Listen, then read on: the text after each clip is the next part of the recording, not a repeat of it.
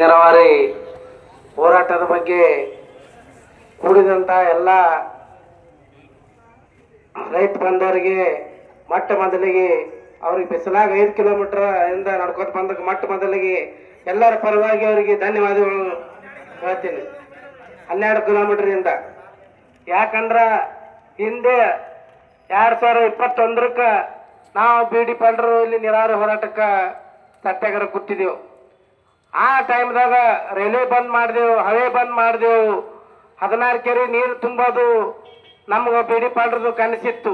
ಹೊರ್ತಿ ನೀರಾವರಿ ಹೋರಾಟ ರೇವಣಸಿದ್ದೇಶ್ವರ ಹೊರ್ತಿ ಹೋರಾಟ ಮಾಡಿದೆವು. ಅನೇಕ ರೈತರ ಮ್ಯಾಗ ಕೇಸ್ ಅದು. ನಾನು ಜೈಲ್ಕೋ ಬಂದ ಈ ರೈತರ ಸಲುವಾಗಿ. ಇನ್ನು ಮುಂದೆ ಯಾಕಂದ್ರೆ ಈ ಬ್ಯಾಸಿಗೆ ಅದ, ಇನ್ನ 2 ತಿಂಗಳ ನೀವು 15 ದಿನ ಒಳಗೆ ಏನಾರ ನೀರು ಬಿಟ್ಟು ನಮ್ಮ ರೈತರಿಗೆ ಸಮಾಧಾನ ಪಡಿಸಲಿಲ್ಲ ಅಂದ್ರ ಮುಂದ ಈ ನೀರಾವರಿ ಹೋರಾಟ ಮಂತ್ರಿಗೆ ನಮ್ಮ ತಾಲೂಕಿಂದ ಎಚ್ಚರಿಕೆ ಕೊಡ್ತೇವೆ. ಯಾಕಂದ್ರೆ ನೋಡ್ತೇವೆ ಈಗ ಮನಸ್ಸದಂದಾಗ ಬರೀ ಯಾಕೆ ಹನಿ ಟ್ರ್ಯಾಪಿನ ಬಗ್ಗೆನೇ ನೀವು ಹೇಳಿರಿ, ರೈತರ ಬಗ್ಗೆ ನೀವು ಏನು ಹೇಳಿಲ್ಲ.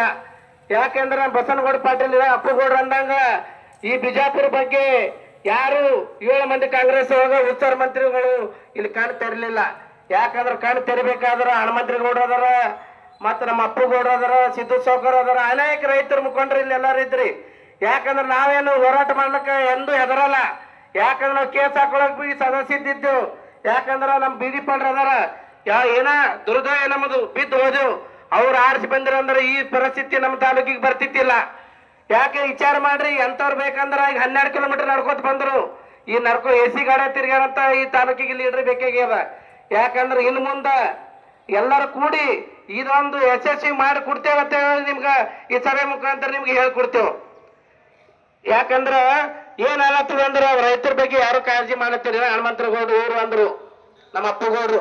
ಯಾಕೆ ಎಲ್ಲರೂ ಕೆನಲ್ ಬಂದ್ರು ಪೈಪ್ಲೈನ್ ಮಾಡತ್ತಿದೆವು. ಯಾಕೆ ಅದು ಯಾರಿಗ್ ಗೊತ್ತಿಲ್ಲ. ಏನ ಬರೀ ಎಲ್ಲರೂ ಬರೀ ಏನಾಗತ್ತದಂದ್ರ ನೀರ್ ಬರ್ತದ ಬಿಡು, ಯಾರು ಸ್ವಾರ್ಥಿಗೆ ಅವ್ರು ಮಾಡ್ತಾರಂದ್ರ ನೀವೆಲ್ಲ ಒಕ್ಕಟ್ಟದಿಂದ ಇನ್ನು ಮುಂದೆ ಹೋರಾಟ ಮಾಡಿ ಇದು ತೋರ್ಸು ಬಿಟ್ಟು ಅಂದ್ರ ನೀರು ಬರ್ತಾವಂತ ಮುಖಾಂತರ ಎಲ್ಲ ರೈತರಿಗೆ 2 ಮಾತು ಮುಗಿಸ್ತೀನಿ. ಜೈ ಹಿಂದ್, ಜೈ ಕರ್ನಾಟಕ.